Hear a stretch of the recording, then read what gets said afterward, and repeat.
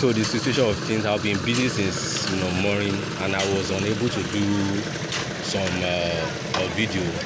So I just want to briefly do just to give you at least an update of what is on ground. So as you can see, at least the work has gone far, and currently now the fence, the one beside this pasture, has been done. That one that has a L shape has been done to pasture side. So as you can see, and the other side, the Maman side, has been done as well. So as you can see, that one has been done.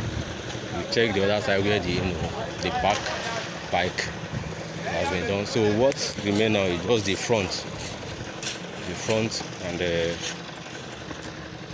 are still working anyway. The front is what remains now.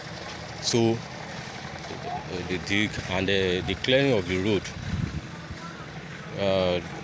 John came and he cleared the road. You can see at least the big boy cleared the road, and he's still working anyway. That John over there is still working. So by and large, the work has been going fine, and I pray that at least we have a favorable weather. So I'll give you more updates as far as this job is concerned. But since morning I've been very busy, so I was unable to do some updates. But I just have to do this one now. So I'll get back to you as far as the job is concerned.